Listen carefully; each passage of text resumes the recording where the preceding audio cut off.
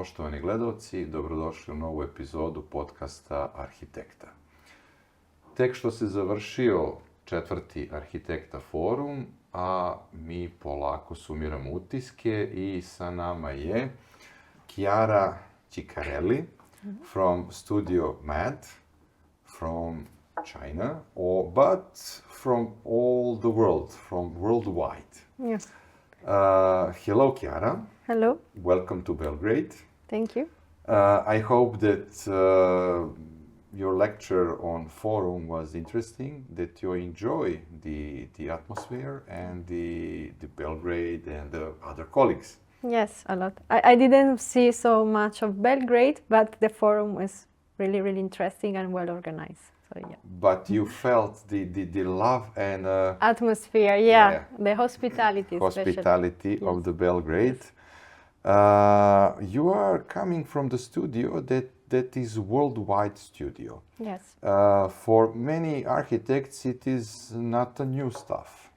Studios are made now. Sometimes one or two architects are from one country, but the whole crew is from all over the world. But in the case of the MAD studio, it is a full madness of the of the partners, cooperatives.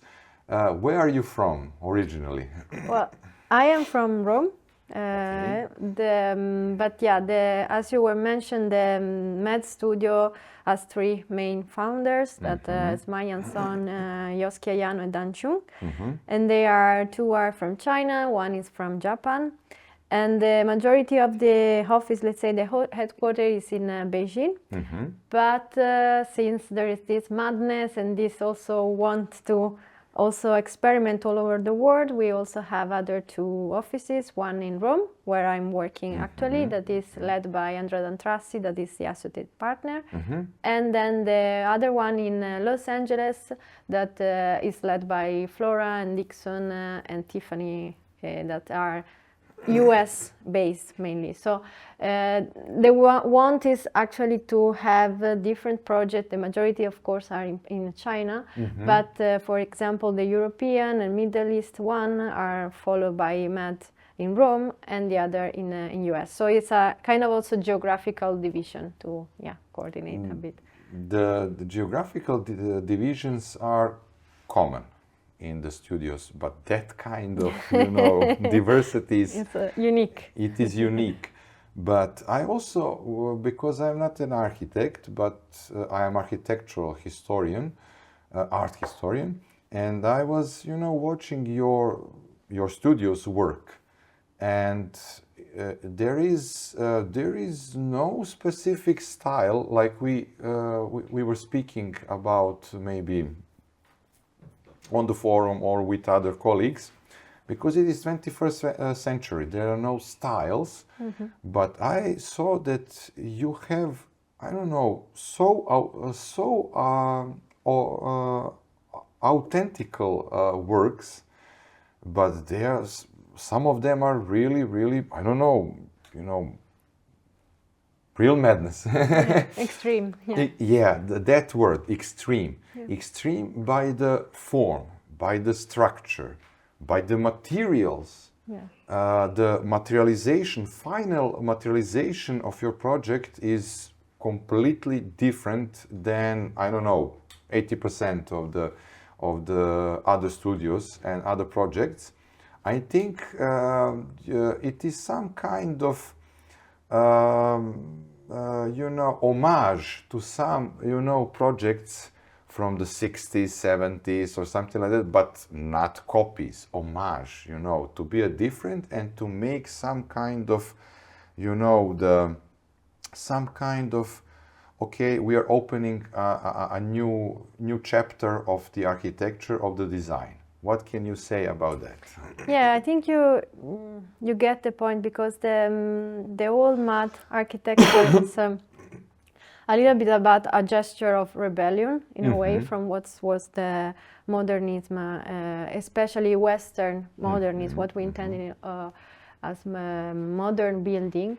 And there is not a style. It's more, let's say, a vision that it's the idea to have an architecture that is totally blending with the nature. And this is something that it's also nothing new in a way, but it's really connecting because MAD starts almost 20 years ago. So it is also... 20? Yeah, 20. Really? It's from 2004. So 20, yeah, 2 decades, yes. yeah. So also the first projects were always, let's say, a rebellion, a gesture of to say something that in a new way. But at the same time, it's not just pure, let's say, extreme gesture, because it has a really also connection with what is tradition in China. In fact, the idea it's of the wall mud work is really connecting with the Shanshui philosophy, that is actually something that in China people are intending like something connecting with the past, because it is actually, literally, it means mountain and waters. Yes. And it is, you may have seen like the paintings that are like ink made and they are really imitating nature in a way. But this is something really connecting with the past, because also in Chinese cities there were like garden traditional, no? That is usually also there. If you think about that, it's nature that has been man-made in that situation. But it's also, when you are there, you don't feel like you are in an artificial place, because you are connecting with nature. So it's not like, I don't know, British gardens that are really with the... Strict. Yeah, strict. It's more really bringing nature, like the Chinese garden has water because there is always a river, they have stones because there is always mountain. So it's also evoking nature in this way. And Ma wants to actually connect with this idea of Shanshui city in a way that I think also it's a concept that is not new, it's from the 80s, but he's want to show in a new way that actually architecture are together with nature is like one unique landscape in a way. So also what he's saying is, of course, for example, sustainability, no? But even if you go inside a building that is a net zero building or really sustainable, you're still into a machine.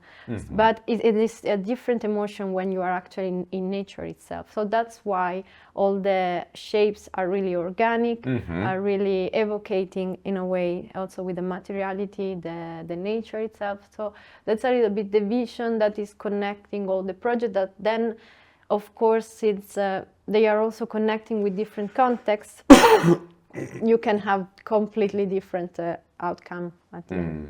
So, but connection with nature and that everything must be, you know, natural, not 100%. But there is one story, Chinese story, you know, that the rich families have main house. yeah. And they have a tea house, small house in the garden, and there is, you know, the path over there and everything. And the father came to the house and asked his son to clean the garden, to clean the path, because I don't know, some neighbors will come to drink tea with his father. And okay, the kid or young boy cleaned everything, you know, pick up everything, dust, mud, everything. And the father said, it is not enough. Okay, then kid, just find you know, the small grasses between the stones, you know, in the cracks. He put out the grasses. You know, wash all small stones or sand or everything that is, you know, almost microscopical, and everything was clear like a glass. And father said, no, it is not enough. And son asked, but father, what is it?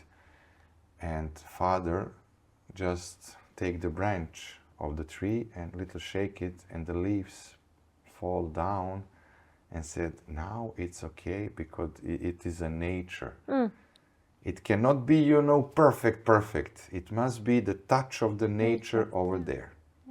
That is the story, but okay, I was reading also about something similar, but let us come back to the point. It's exactly that. It's like also in the works, it's really also about the people, no? Because at the end, architecture is about the people. So how also generating this big architecture, because in sometimes some other architecture are really out of scale, are really big. So in this big gesture, how we can actually continue also taking care of all the past that it's leading to the project itself. So also all the journey and then it's also one thing that I was presenting yesterday at the forum, like the Harbin Opera House, for example. It has this lake in front that is actually artificial lake. That is there also to have this water reflection, this idea. It's highlighting even more the fact that the Harbin that has already a shape that is evocating nature is really blending with it. And this is possible also thanks to the water. So it's something connecting, like the branching you were saying, is connecting also with emotion. So the fact that people can have that type of emotion, that's true. I think also people in, I don't know, in Rome, in Milan, they are doing a lot during weekends. They, instead of remaining in the city, they are going, I don't know, hiking and going to the mountain, no? Because there is another type of emotion that you have when you are actually in a natural place. So this is a little bit the general idea, how to bring nature in the project, in the architecture, not just imitating nature, not just I don't know, with the green roofs that usually floscular green roofs. Yeah, like the greenwashing, no? So the idea I had a green inside a building, so that's sustainable. No, it's more deep. It's more also challenging, of course, because it's not easy. But yeah, this is the general idea of the different project. Also, yeah, in the Shenzhen Bay project as well. It's also there was challenging because there was ecological issue, because the Shenzhen Bay was important for the stopovers for the migratory birds. So we discovered this, since the beginning of the intervention. So all the design has taken this in consideration. We split also the building. There is a central axis in order to not block that, and also since the bay was offering places for the water birds to stop and rest and forage, the intervention was mainly a landscape intervention. So also all the native plants have been used to restore that type of habitats in order to, let's say, let that place not just be building place for people, but also for something that is more than human in a way, no? So yeah, I think this is a little bit all the philosophy. Yeah, but it is always that philosophy that you must find, you must adopt to a nature, not to ask from a nature to adopt to the architecture, because in past, legendary architects, they were making that new kind of architecture that was some kind of offensive, to the nature, to everything, because they thought that they are the center of the world and that they are building something new that is, that is creative, the on the higher class or higher level from the historical architecture, decorative architecture from 19th century, 18th century, but that kind of architecture was so offensive to the nature for so many decades. Then at the beginning of the 21st century, architects are now learning how not to be, so affective to the nature. That is the main point, I understand.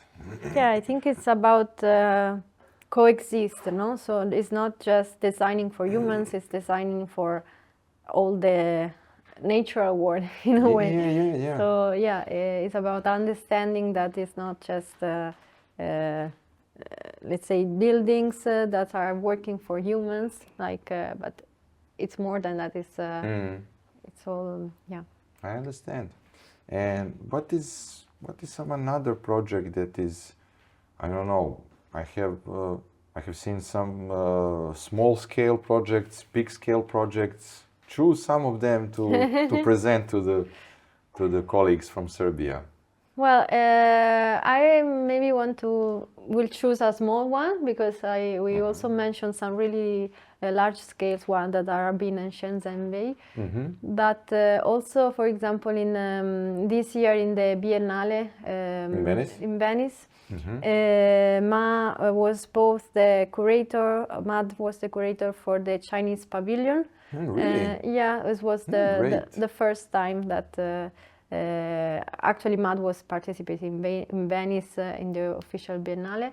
So, and also apart from that, we also had another installation that it's named City of Plants, that I think it's like really related also to this topic, because in both the exhibition, both the pavilion and in the installation inside the Arsenale City of Plants, the idea is how to coexist between these different realities. So, you know, the main topic of the World Biennale was intelligence, so it was bringing artificial, human and natural intelligence all together, and how all together they can actually respond also to the climate change. So I think it was a really interesting Biennale that was led by Carlo Ratti. But in for example, in the Chinese pavilion, the goal was also it was a collection of different artists, researchers, and different disciplines from all the Chinese world. And there was, for example, this installation by a Chinese artist that it was also showing a big maquette of Beijing, and how actually with ecological elements we can face the density and the growing of the city. Interventions. Yeah, there were like different solutions, more artistic oriented, more research oriented. So I think it was really experimental to understand this. And the other one, the City of Plants, that is instead of the Arsenale inside the Arsenale in Venice, that is an installation that is actually composed by three bubbles, we can say, three cases, and inside there are some plants. And we put inside also some sensors that are connecting to the plants, and they are thanks to AI, they are collecting the information, they are transforming that information into music, and so there is this let's say understanding of the plant world through an output that is recognizable from people, that is music. And also, when you get closer to the cases, you can touch, and also on that background, the music, you can add another layer that is the human, let's say, intervention, the interaction. That is also important. So in that case, of course, it's more artistic oriented, because the whole idea is about this having this immersive experience. But also there is a research-based part, because the sensors inside the plants, they are actually they were supported by ENEA, that is a national agency in Italy, and there were experimental sensors that they are developing to monitor the data of the plants, and they will also use this data to develop a potential technology that can also be used in agriculture. So this is, of course, just an example, but also the idea that the coexistence that we were talking before, so the idea that different disciplines also can work together to produce something that is not directly connected with architecture, but is kind of connecting with the with the people, with how we actually react to that. So I think this is also one of the latest projects of MAD that's really interesting, because it's showing also new technologies. Also in the Chinese pavilion there is this idea of the intelligent era. So how in the with the data, with the new let's say Internet of the Thing, all the new technologies, how we can also face the problems that we are facing today. So I think it's also interesting to understand that MAD is also connecting with more technological idea. So, yeah. Yes, that is interesting. The use of new technologies must be reasonable and must have a right purpose. Yeah. Not just, okay, technologies, but it must have its purpose. I understand that. Yes. And what about some other maybe projects in the future? What is happening? Well, I think one big project is that is going to be released in next year in September, is the Lucas Museum. That it's the museum of George Lucas. Yeah, really? Yeah, the Star Wars Really? filmmaker. Yes, really. I hope that we will have photos for that. Yeah, we will. For the podcast, I mean. Yeah, we can have some of course, some renders. I'm not sure, but it's really private, of course. Okay, five. Yeah. Think. yeah, we can. 5 we can manage. But it's really a big intervention, actually, because it's also, I think, the largest museum in US, private museum. Really? Yeah. So, and it's from a Chinese architect. I think also it's important, and yeah, because wait. You are making the biggest private museum in United States by a Chinese company. Exactly. Yes. Make America great again. Something is changing. Make American museums great again, but with a Chinese project studio. Yes, with a visionary one. Crazy. Yeah. Do not. Okay, we will not send this podcast to the Donald Trump. Absolutely no. We don't because want that. when he see that the George Lucas Museum, he will stop the works. and he maybe he will call Eric Cohen Moss or something like that. Some American, architects. But it is great. This great. is a big. We are waiting for that. Also, there was a big work, because I think it's a lot of years that the competition was won.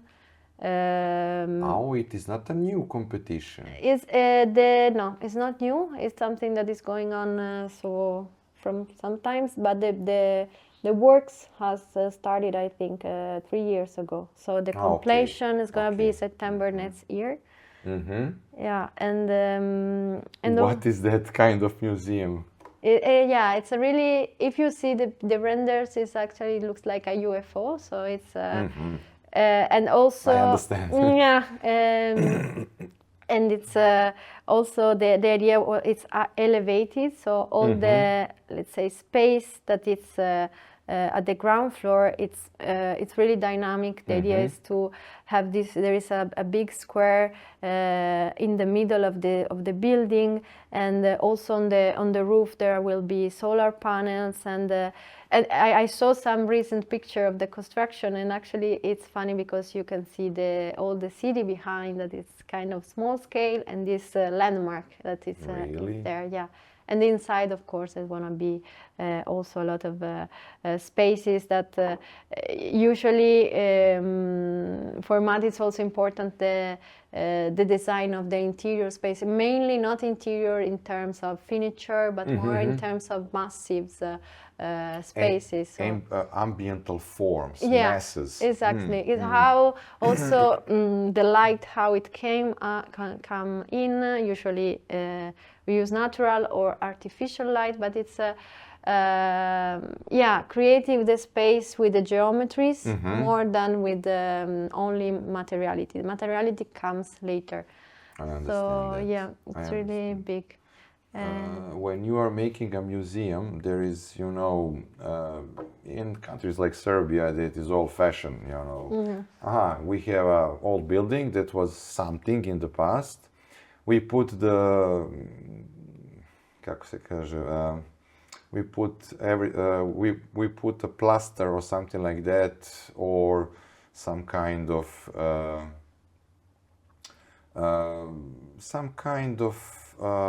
fenestration on the windows, because when you are exhibiting something in museum, you do not want natural light. Yeah.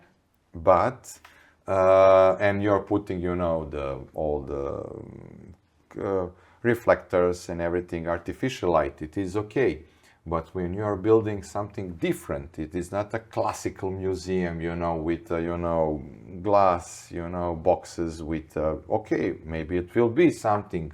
Yeah, exactly. I think there will be some spaces that will be really close, especially for projection. Like you need maybe dark spaces. But yeah, I think also what's always mad interested is more in the, not in public spaces, but more like in the lobby place, like how actually are you, it's all the experience. So you are coming from the outside, so you are entering the lobby, how is the experience there? That's why also, for example, in the Phoenix Museum, that is museum that has opened in May in Rotterdam, there is this skylight on the top. So but it is also mad. Yeah, it's mad. Okay. Yeah. Really? Yeah. Yes. Okay. So it's a lot of using natural light when it's allowed in the more public spaces, semi-public, let's say. So the foyer, the lobby, the entrance hall, so all the spaces that are also intending to be not just functional for the museum or for what it is, opera house and other different functions, but it's more kind of third places, no? So where people can stay, can enjoy also the before or post visit of the museum. So not spaces that need to be just, I don't know, for the queue to make the ticket for, let's say, but it's more like stay there, have a coffee, like, yeah. It is some kind of a natural flow of the people. Yeah. Not strict. Exactly. Tickets, door. Yeah, more flexible. Flexible. Exactly. Yes. When I was in my studies of art history, one of my professors of museology and heritage told us, do not be so strict, because sometimes it is boring. It is boring. You must have an entrance to one museum. But when you have a strict line of the moving, it is boring. You must have that kind of installation of museum, exhibits, that any part of museum can be start or ending. That is, but it is something that museology knows for 15, 20 years. Yeah. But when we want to put that in our museums. Okay, now in Belgrade we are building 5 or 6 museums. Some of the buildings are new, some of the buildings are reconstructed, old buildings from 19th century, 20th century. But I think we do not have a budget and space for that kind of ideas, interventions. Because I think, our government is corrupted. When you say 300 million euros for something, they're just counting in their head, okay, 600 millions. So I can... Yes. There is a joke between Serbian and the Italian politician. When Serbian politician came to Italy, and the Italian politician said, do you see this highway? And he said, yes. Do you see 10 centimeters from each side are, smaller than, than the usual road? Do not know. That's the point. But when Italian guy came to Serbia, the Serbian politician said, do you see that road? It goes from here to those hills. Do not. That's the point. That's the point. And because of that, if you want to have that kind of, projects, ideas, the budget, and the common sense of the investors must be in the balance. Yeah, yeah. And for the end, do you have something to say for our colleagues, architects, younger architects? Well, I think it's important for young architects to experiment, and also I grew up with the Renzo Piano model, for example, and I think also Ma has a bit the idea of rebellion, the idea of let's say always questioning what you're learning. I know maybe it's not the right politically correct it is, but I think it's important also to question what you're learning and try to push a little bit more on what are the rules, let's say, like you're a professor in museology, don't do fixed things, because the path is always changing, no? Also, especially now that there is I feel there is a really fast growing, especially with technologies. AI is changing all the ways we are working. So I think that to be really curious and questioning what you're learning, especially from university or in the first phases of work, is really important. So this is my the advice. Okay. Chiara, I think that our colleagues do not know how old are you. I just say that you are young and very successful for your ages. Thank you. And I think that path is maybe the right path for also the colleagues from Serbia to investigate, to travel, maybe to search for the job somewhere else, not always. This is really important. I think if you travel, you also realize the different perspective. And because I also experienced some traveling during my let's say life and career path. And it's always you also know about the outside, but you know better also, you understand more the dynamics of your country, that if they maybe something that you are always criticize, but actually they are good, or the opposite. So I think traveling also is absolutely a fundamental thing. Yeah. Chiara, thank you. Thank you very much. Thank you for your lecture on the forum. Thank you for those words, and that you presented us very interesting projects. Thank you. I hope that you will come again in Belgrade. Maybe you can bring Mad Studio to project something. It will be really, really interesting, yes. Thank you again. Thank you very much for inviting me.